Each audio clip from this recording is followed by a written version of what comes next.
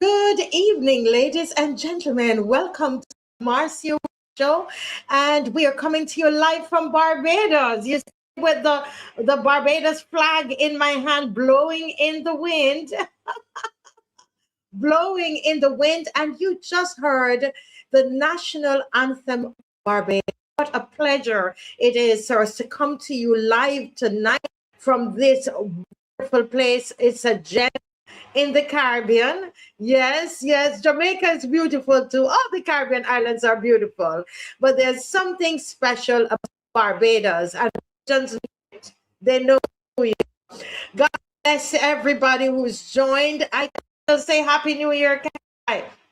Yeah, I'm still saying Happy New Year to everybody who is joining tonight, and we are so happy to have you on. Did you all know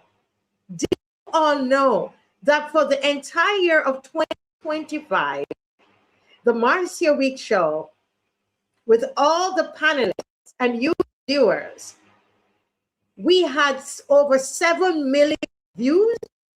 Did you all know that? 7 million views in 2025. Come on, we don't celebrate enough. Come on, let's see the hand and all of those going up to God, going up to our God, going up to God. Listen, folks, 7 million views is all of the platforms, and even with all of the shadow banning and everything that they're doing on my YouTube page right now, my YouTube page, I need you all, I need everybody to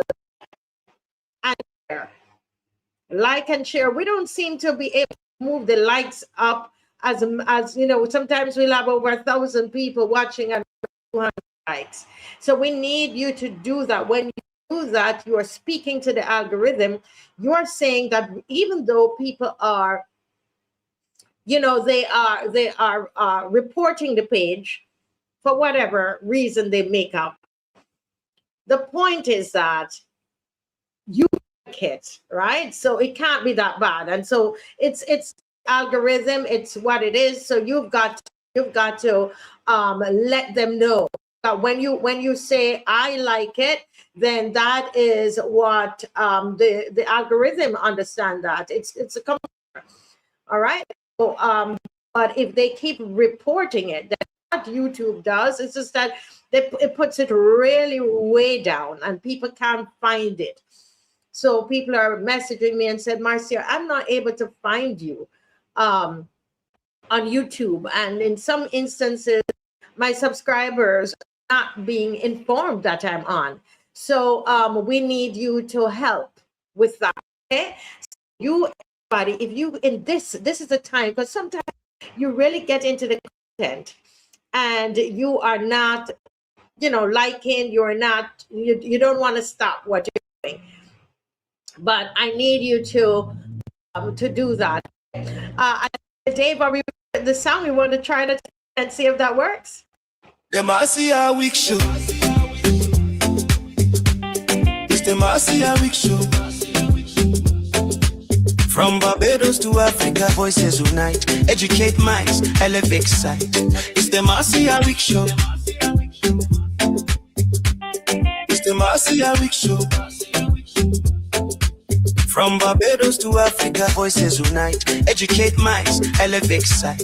It's the Marcia Week Show. Talk truth, build roots, stories unfold. Motivate change, mobilize is the mode, that's the MR code. Hey, we growing, we know it.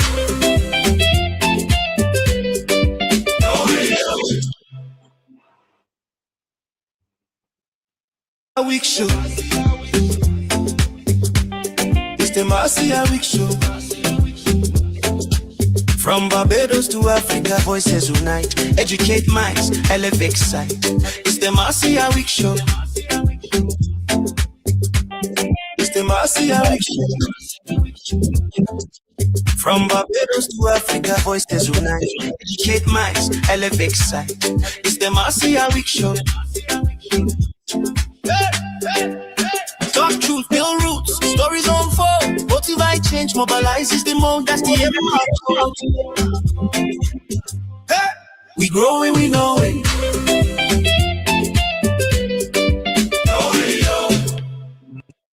Yes, guys, it's the Marcia Week Show. And let me tell you, all of the panelists, they did such an amazing job in 2025. All we have some new ones going to be joining us. I did hear from Miss Rose Corbin, and she's dealing with some other issues and with when she is able to join. All right, so we are waiting to hear from Miss Rose Corbin when she's going to be able to join. All right. In the meantime, let me use the opportunity to welcome more. Welcome, Keith. Welcome, Keith. How are you doing? And you're asking what's up for the night. What's up? Keith is asking. Marcia, what's up tonight? I'm here trying to get my banner up. I don't know if Dave can help me to get it to stay up. And these little technical things happen, but we are. Let me try again. Let me try one more time to see. Yes, it's worked. Oh no, the wrong one. That's the wrong one. There.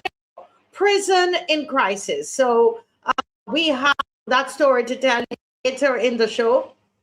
Later in the show tonight, we have that story for you. Prison. This is a Barbados Prison Service, and as citizens, it's important that we know what is happening there. There are within the system who know that something is wrong. They know that something is wrong, and so they want us to know about it. Yes, and so they contact us, and we're going to share that with you tonight. Mr. Glyne is with us.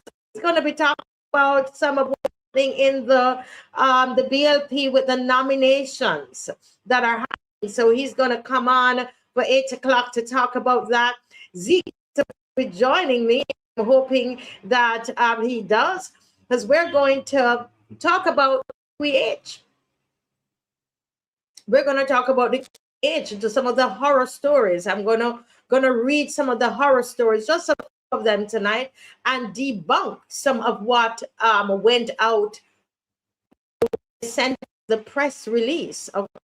So a press release was sent out, and we're gonna debunk some of that tonight, because frankly,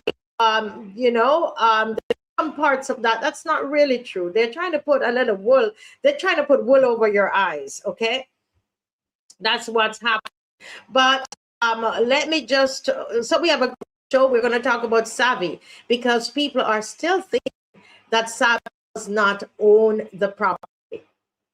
And I think I have a video that I want to show you tonight concerning that, and also to talk about conveyances and when you have a conveyance, what does that mean? Let's break it down and look at that. And these are conveyances that I've seen. And I'm going to come on here and just make things up. All right?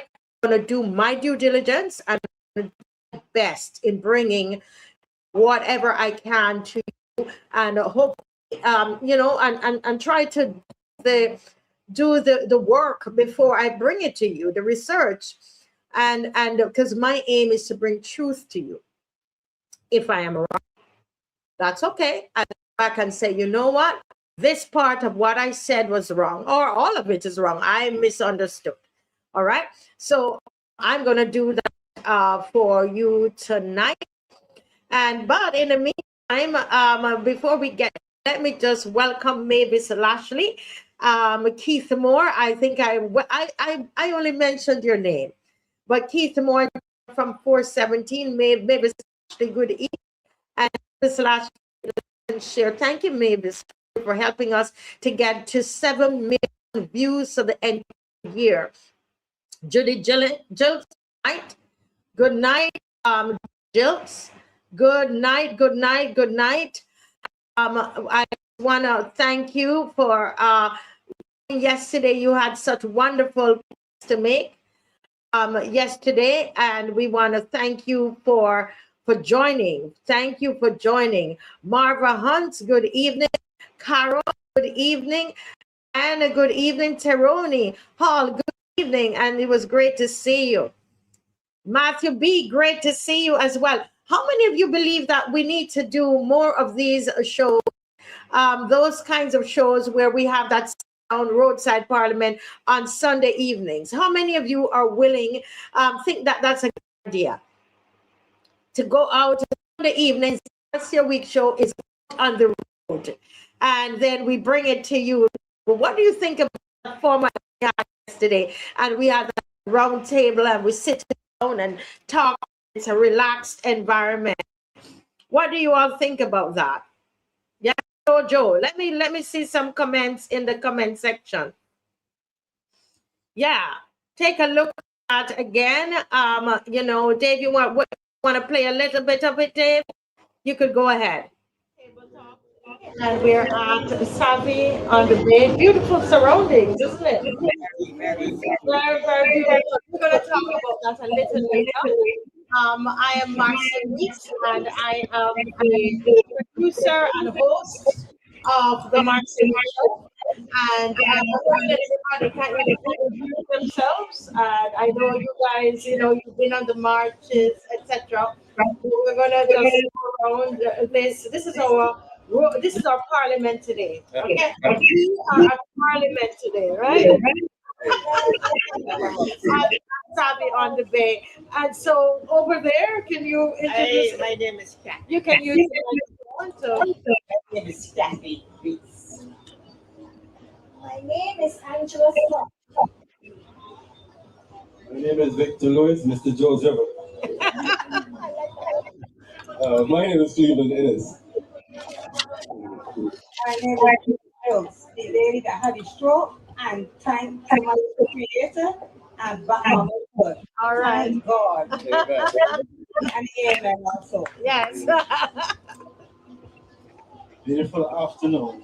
One rolling, going. pressure gentleman. It's a pressure. You gotta be under more pressure. Blessings to everyone. Amen. All right. Okay, good. Guys, so that was us yesterday. How many of you believe that we need to continue this? If you believe that this is something that we need to continue on Sunday evening, at least for the next, we could try it for the next weeks, to 6 weeks. So let me know. Let me know. Okay, somebody said my voice is sticking. My voice is sticking. Okay. Is my voice still sticking right now?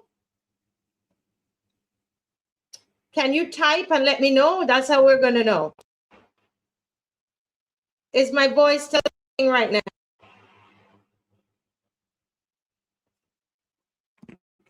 How about now? Is it better?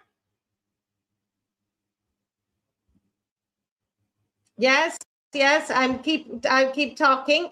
How many of you she says, I love the roadside parliament and the features in the community dealing with issues examined at the gate. This is wonderful because the media does not deal with the facts. Right. You need to tell me if my voice is sticking right now.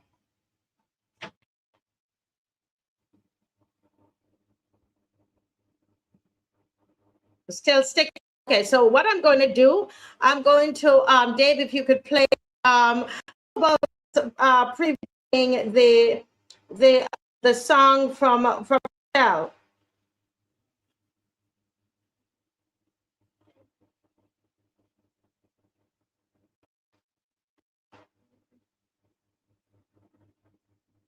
Okay, so I'm still going in and out, telling me. Okay. All right. So So let's see what we can do at this time. Am I still sticking? I did some changes. Okay, I'm still sticking. All right. So I will go on out and come back in.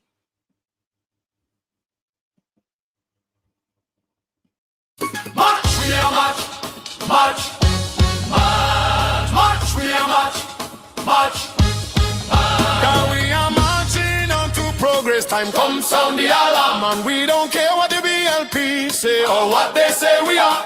And we need to fight the BLP and to set Barbados free. We are blood, fire, comrades, and we march into victory. Everything them pop down, we are go build back. We are go build back better than before. Everything them take away, we are go bring back. We are the asset, the right and restore. Time come ease off the pressure, cause Barbados can't take no more. We are stepping out of darkness into the light and kick down corruption. We are marching on to progress. Time come sound the alarm, and we don't care what the BLP say or what they say we are. And we need to fight the BLP and set Barbados free. We are blood, fire, comrades, and we marching to victory. Everything them pop down.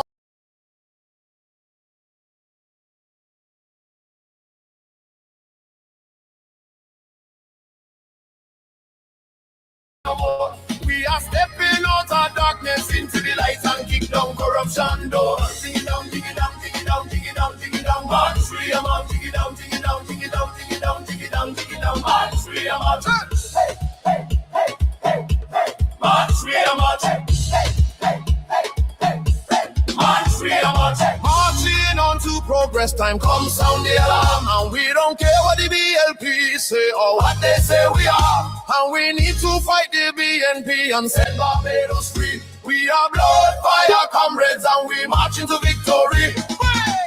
Hey! Hey!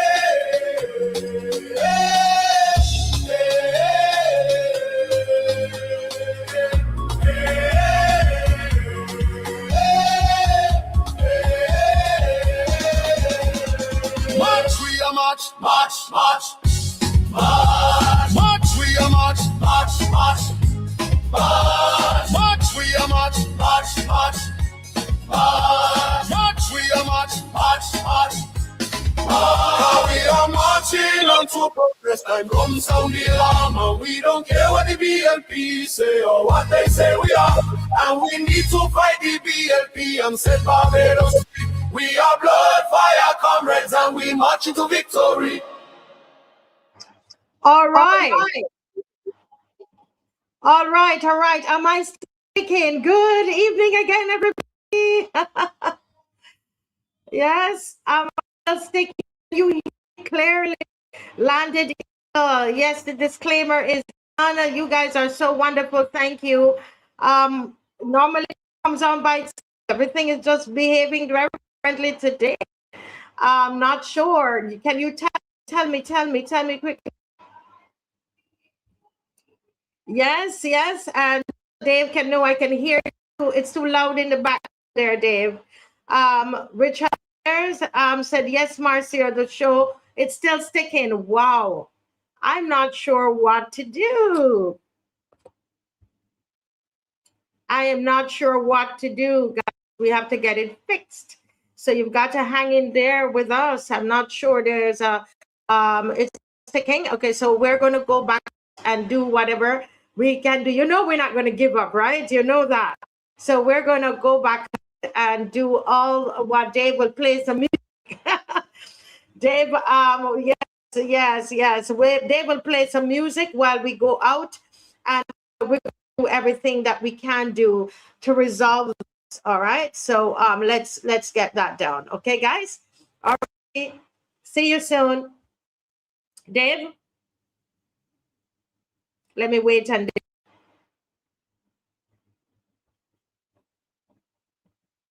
Raise your flag, but open your eyes. If I, Errol Barrow, had to speak today, what I see would break my heart away. Nothing changed, just a mirror frame, same corruption, just a brand new name. My people, I'm sad to say, you reaping all you sow today. The pride and industry fade away, and now we fighting to find we way. Life at two extremes, I tell you so. Hope and hunger, high and low. Poverty mixing with champagne flow, but poor man still can't grow. Suffering and celebrating, starving while them still partaking. Nations rise, time to break that spell. Stop showing contempt for yourself.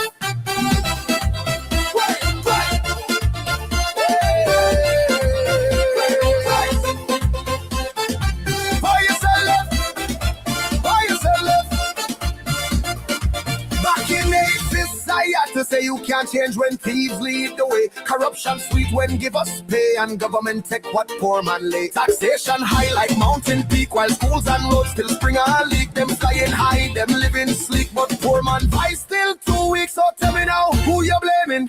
Who make the system shaming? Them raise the dead, destroy the cane. No migration needs the pain. You be leaders like the clay, and now me are playing God today. Talking sweet but turn away from the people who make she laugh, she bend, and smile she wear, like she care, but she can't share. You think she love, you think she fair, or she trying to run you from here? Errol watching from up above, Bojans where the unity and love we used to build, we used to fight. Now we just beg and say alright, let we rise again, take back pride, build Barbados from inside. And I, Errol, gone back to sleep again.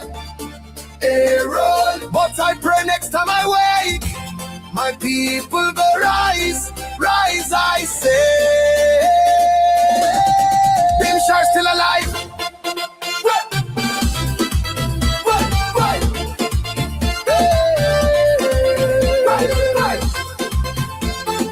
Boy, you sell it. Boy, you sell it. Bimshar still alive. We just need to revive. Bimshar still alive.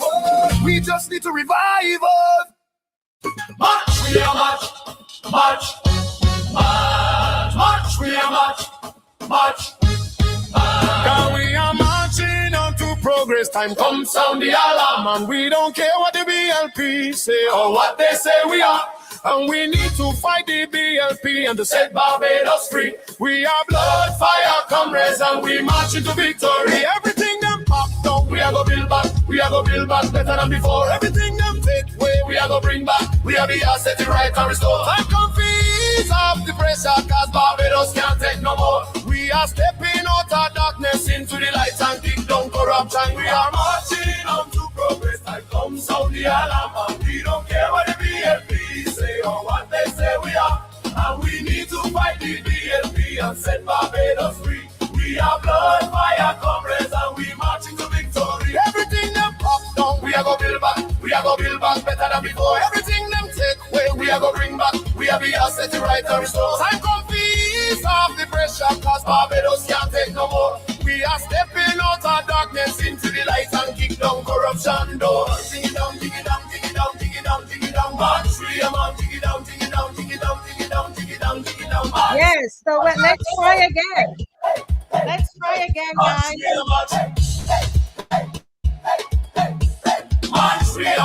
Marching on to progress, time comes sound the alarm, and we don't care what the BLP say or what they say we are. Let me hear in the comment section. Can you hear me? Can you hear me? Can you hear me? Let me add Zico to the stage. Zico might have to carry the show tonight. Zico, you might have to carry the show tonight. It's so much better. It's so much better now. It's not sticking like before, so you're good. Yeah. It's still sticking? You're saying no? It sounds no. It's better. Okay, so I changed the. All right, no problem. I'm waiting to hear from the audience, and that's a good thing about them. You know, they're going to let you know what's going on. So, audience, can you hear me? It's all about you. The audience, and that's a good thing about them. Okay, so Zico, I'm hearing myself coming through your audience. Can you hear me? Yes, it's better. Oh, thank God, because you know we gotta do the show. We have to do the show. We have to do the show. Zico is trying to come on as well. So far, so good. And Gardner says, Judy Jook says yes, and continue to say good evening, folks. Do you see how we're fighting? All right, so you know. All right, Dave, write me in the message. Write me, please, if, yeah. Okay, all right. Okay, loud and clear, somebody says. Somebody says loud and clear. Well, that is wonderful. That is wonderful to hear. Wonderful, wonderful. That is good. That is good. All right. Okay. Wonderful. Wonderful. Wonderful. Well, we're moving on. We're moving on tonight. We wasted a little time there with the technical. Is there anybody watching on Instagram? If you're watching on Instagram and you can let us know that all is well. Can you see the show on Instagram? Anybody?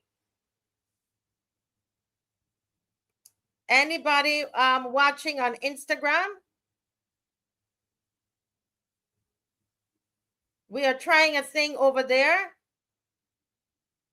No, it's a Marcia Week show. Yes, Dolores. Okay, wonderful. Well, Zico is back on again. Okay. Yeah. Yes. Good night, Zico. How are you?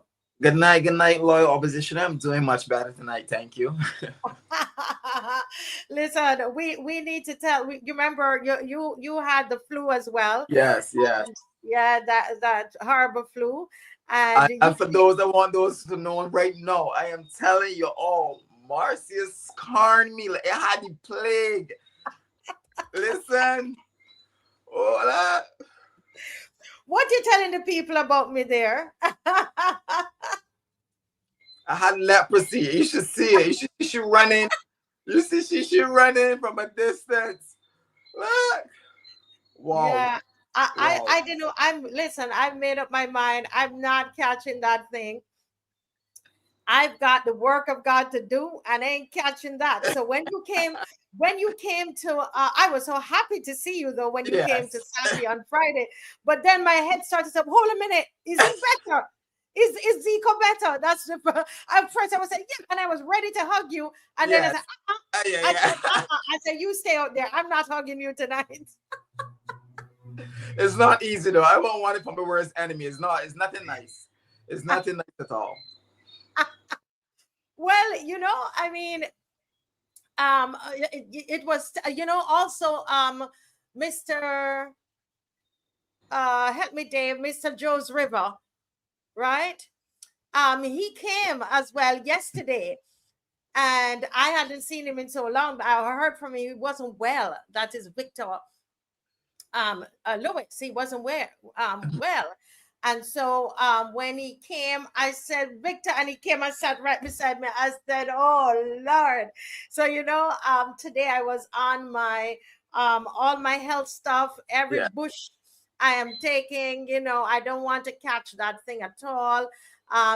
Changing my eating habits, Christmas, you know how it goes at Christmas time. We do all kinds of, crazy things. But Victor, right, he was right beside me. I said, I didn't even eat anything at that place. I didn't eat anything. I don't want to put my hand near my mouth. Right? I made sure I wash my hands. And, guys, we have to fight back. We have to fight back. It's our health. And we have to fight back. And, Zico, tell them how I bought vitamin C for everybody in the van, right? Yes.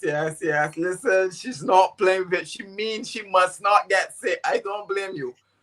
Because right before he caught it, I was the same way. Everyone around me was catching it, and it was like, not me. I can't afford to catch this. I can't afford to catch this. And then before you know it, boom. You caught it. I caught it. I know. Everybody out there, take care of yourself. But the same thing when the COVID was going around, and, Dave and I, thankfully, as far as we know, we never caught it. A lot of turmeric and ginger and black pepper and all of that we're taking, and my moringa and everything. I take some of everything. Somebody sent me something to put to clear my nostrils. I can't remember the name of it. Colloidal silver. It comes in the spray form, and you spray every day. If you don't have that, you can use the salt and water. And even if you don't have a cold, don't wait until you start to sniffle or anything like that. It's preventative, right? Start working on it now. Yeah. That is it. And Terone says it shall blow away, and it ain't blowing on me. It's not blowing on me, not blowing on my household. I don't receive it. I am not having it, and it will have to go. It will have to go. All right. So, well, we're here, and we're going to talk about the QEH. Yes. We're going to talk about the QEH a little later, in another couple of minutes. But let's start off by talking about Savvy on the Bay. Now, there are some rumors. I have to call them rumors, and it seemed like it's coming from. It is something that is orchestrated, Zico, where it is now being said that, and all over Facebook, that Mr. Kinch does not own Savvy on the Bay. I was privy to see the conveyances. And once there's a conveyance, it means that there was a transfer of title, Zico and viewers. And so I wanted to use this opportunity to talk about that, and how a lot of times when people are trying to, especially the government, when the government wants to change the narrative, there are things that they throw out on social media, because we have the information. And just let me look for it as we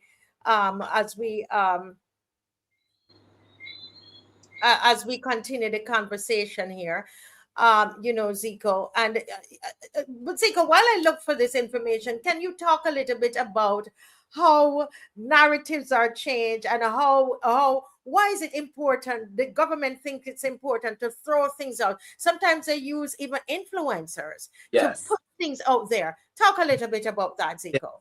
Well, anybody who's done PR, or anybody who's even interested in media in general, will understand that once you control the narrative, you get to control the opinions and the minds of people. Sometimes even getting ahead of the story sometimes, and creating your own story the way you want it to be, because most people tend to believe what they hear first, not necessarily what is true, but what is first. And majority of the times we see organizations, we see governments, we see people tend to do that first. Put out a story, fabricate a story, put it out there to the public, and then automatically people call it, well, this got to be the truth, you know. And they tend to do it a lot. You know, you tend to see that when it comes to this administration, certain media outlets and them are pretty close. You know, there's this personal PR. So in terms of information, once you control the narrative, you tend to control what the perceived truth. And most of the time that is not the case. So they try to get ahead of stories and they put it out there before, you know, people can come up to their own opinion or actually even search for the truth. Because majority of the times people will not search for the truth. People are not even interested in the facts. People just want to know what is first. And that tends to happen, especially within the social media era right now. Once something comes out, we spread it like wildfire. We don't do research. We don't do background checks. We just continue to spread it. And yeah, you tend to see it happening over and over, especially within this new day and age of information. Correct. And you know, I actually as Dave, can you read from me there, because I want to put something on the screen as we're talking. So go ahead and read what Dave has there. Thank you so much, Dave, about what a conveyance is. Can you see it? Let me get my glasses. Hold on. All right, while you do that, I will read. Oh, Dave is making it bigger for you. A conveyance deed is a legal document that proves and formalizes the transfer of property ownership, like land, houses, or vehicles, from one party to another.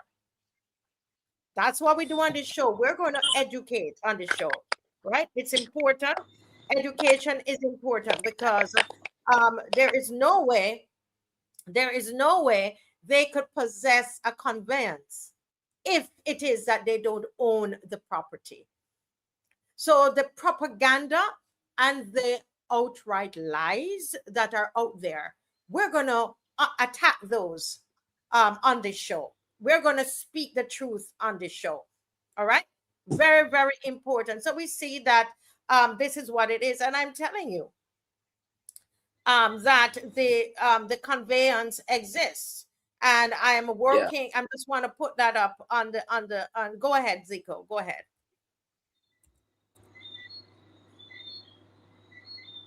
You want me to read it? No, I thought you you had something to say. Oh no. Yeah. Okay.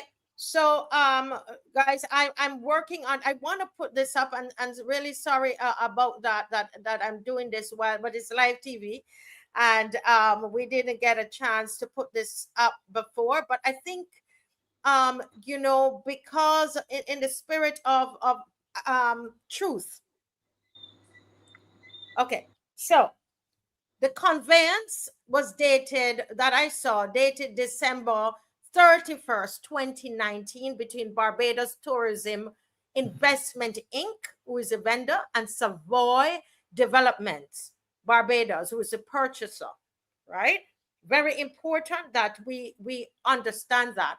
There were people who were at Savvy yesterday who said to me, but Marcia, people are telling me that this man doesn't own the property, that he's leasing it. Now, as somebody said in the comment section, I don't know if I'm still going to see it, but somebody in the comment section says, if they didn't own it, why are they wanting to compulsory reacquire it? You follow that logic, Zico? Yeah, it's simple common sense. You know, as I say, once again, we know for sure it's a rumor. We know for sure that it's a narrative put out there just to change the perception in their favor. They don't like the bad press. They don't want to seem like bullies. They don't want to seem like they're actually doing what they're actually doing. And that's blatantly just what it is. It's blatantly what it is. Because the facts are there. They would have to go, and I guess this is why it's going to court. But I saw the conveyance, and you're not going to have a signed conveyance between two parties if there's not ownership. The next thing that is interesting The next thing that is interesting, Jacqueline, and this is why you see, this is why you cannot believe everything you hear the government says, right? You cannot. You just cannot. And especially as we get ready for elections, because I'm going to show you two instances. This is one instance, and then the instance with the QEH. Very important. I'm going to show you that tonight. And also with the prison service. All three times the government comes out and says something, and it's not entirely so. This is such a shame. Now, Zico, let's reason. If Mr. Kinch is paying land taxes, which I have seen copies of the land tax, okay, the payments. If he's paying land tax, how could he be paying land tax on leased land? On leased land. It doesn't make sense. It does not make sense. The only way you pay land tax is if you actually own the land. It's pretty straightforward. You know, that's the thing about it. Land tax, you don't pay land tax on land that you don't own. You know, and so this is for the government of Barbados. And this is why we lose trust in you. We can't trust you. Election is around the corner, and you are seeking to what is it? This is what you think we're stupid? Go ahead. Yeah, trying to manipulate the people. That's what it is. Manipulation. Yes. And this is something I'm sure that that people can go and do their own searches for this, but really and truly, you know, as I said, this is why you know, people lose faith. In fact, the conveyance mentioned this term fee simple, and I got to learn. I'm not a lawyer, but I did some research on what fee simple is.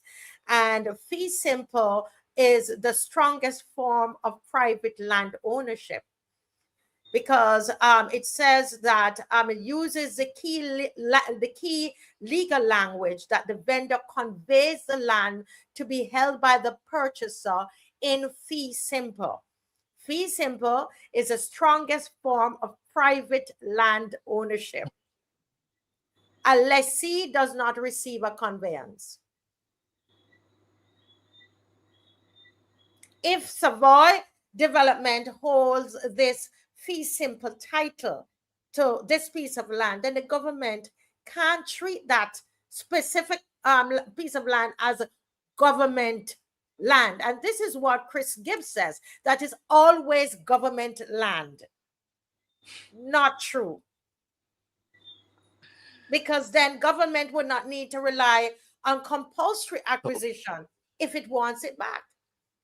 You see, with compensation if it wants it back. So right away we know, you know, and you know what, Zico, it's so interesting how the average person or people, because it's set up like this, he's in a suit, you know, it says whatever that newspaper is, I won't even call their names, and you know, we believe it. We don't have enough, you know, a lot of us, we don't research ourselves, and we don't have the investigative journalists that are going to go and nitpick and find out, you know, every line that he has to say. Zico? Yeah, I think Barbados lacks when it comes to especially alternative news sources. That's going to be neutrally. This is going to be neutral. Does not hold any biases. Nor even paid, actually, you know, to endorse certain messages as well. And then someone actually have the right to push back and ask the questions, especially when it does not seem right. So that's just why this show is so important, you know, because we ask the questions. Whether we get the answers or not, we will ask the questions. And it's very important because really and truly, when we listen to some of the things that's becoming on these, you could clearly see that it's compromised. You can clearly see that majority of these news outlets are compromised. And that's just the reality of it. Correct. you know, because they're not, you know, because someone sends something to you and says, okay, this is, you know, my press statement and so on. I'm wondering, I mean, I do it here. I'm not, listen, as I tell people, I'm going to do my due diligence. I'm not just going to take what somebody says. I'm going to go and check it out. And you're telling me these are supposed to be reputable news agencies and they just put out whatever. Yeah. And this is when was this, Dave? August 20. In fact, Dave, you could keep that up. Yes, this was thank you, Dave. Excellent work, Dave. The property was actually advertised. That's the point I wanted to tell you as well, but got a little turned around with the sound at the beginning, that it was advertised, right? And he answered the ad and was the highest bidder, right? This is all the information there. So what is this minister saying? The Barbados Tourism Inc. You can see that. Yeah. Can you see it to read it? Yes. Go ahead while I look for something else. Right. The Barbados Tourism Investment Inc. has received your proposal and the accompanying I can't see more aids. All right. Yeah, that's good. Development concept which you have in.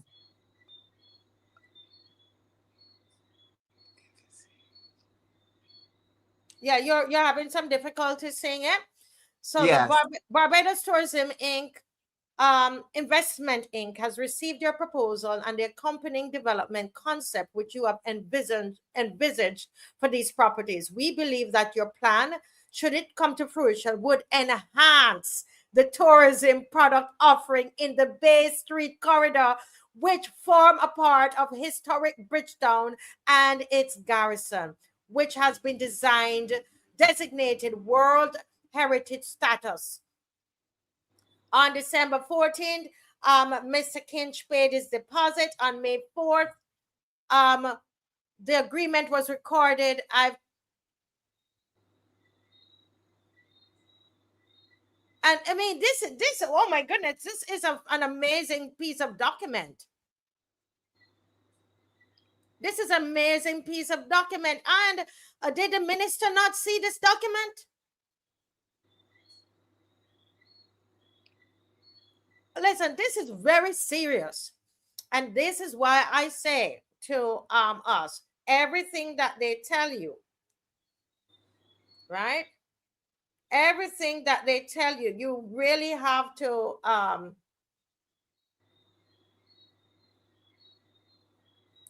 take it with a grain of salt. There's someone that sent me a video, and I am trying to find a video because I want us to leave here understanding this thing and exactly what is going on, right?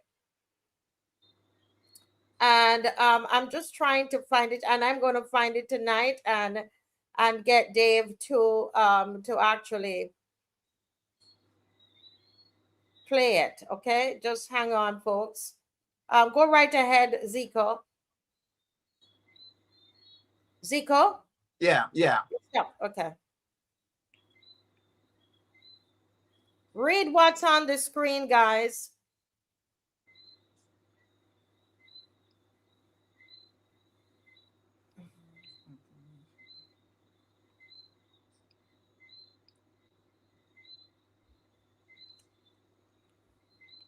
Yeah. Can you see any of those comments, Zico? Can you read some of the comments? Yes, I'm looking at I'm doing my thing on my phone today, so that's why I'm not on my laptop. So look at my phone. So it's very, very small. So trying my best to see Trying it. your best to see it. Right, Yeah. right. Can you see the comments on the screen? Yeah, I can see the comments on the screen. Yeah. Yes. Okay. Can you, as Dave will help you to put up the comments. Go ahead. Yeah. The minister is signing from the party's song sheet. for his lunch. A quarry boy. Yeah. Okay, so let me try to. They're being dishonest. Simply put, I agree. Totally dishonest. According to yesterday's Sunday Sun, it said Mr. Kinch purchased the land in 2015. You're correct, Tyrone. You're very, very correct.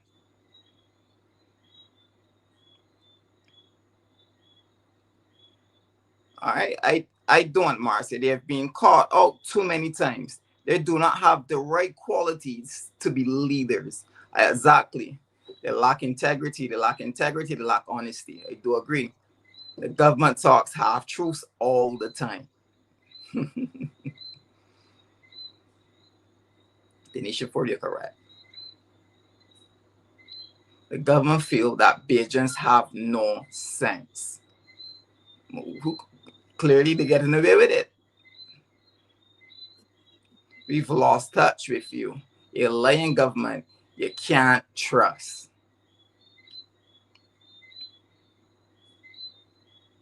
Well, for me, since 2019, when it comes to government demonstrated that they lie bold-facedly to Bajans, trust was gone. So whenever they say something, I do the opposite.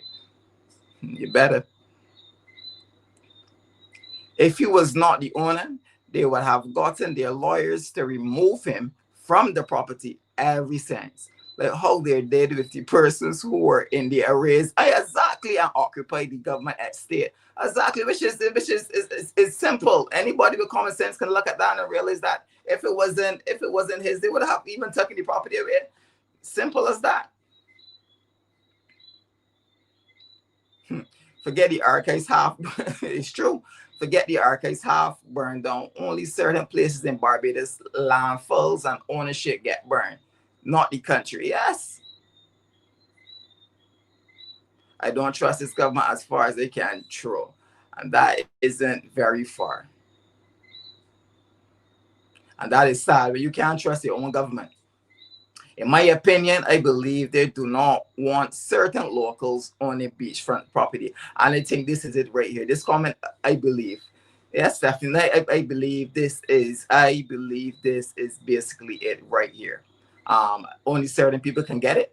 I don't think they want Bajans to have it. I think we just feel comfortable selling to people abroad. And I'm not talking about Bajans, but people abroad. We like to sell our platinum property basically to people who does not live here. Yes. Lawyers, journalists, and the clergy all identify with the government, which is sad. So sad. And this is where it's going. When you go look at it, this car survey, this is when it's realized that, you know what? Barbados is getting a very crazy world. When you even got the clergy, when you even got the church, and everybody singing from the same hymn, but everybody being compromised so far. Everybody being compromised. And this is the sad thing about it. Nobody's speaking up. Nobody's coming out and speaking again. This administration is very, very small. The radios itself compromised. The news outlets compromised. And this is where, as people itself, and this show as well, we gotta come on, really gotta speak for we behalf. Because at the end, we just can't continue to listen and hear the things that these are saying every single day and continue to just run with it. Nobody doing the research. Nobody speaking out against it. Nobody calling and saying, well, that's bullying. Nobody calling and saying, well, that's dictatorship. Come on, man. I really hope this new elections coming and that people really, really, really come on and really get to the poll boxes and ask for change or really bring change to Barbados. I really, truly do hope that. Correct.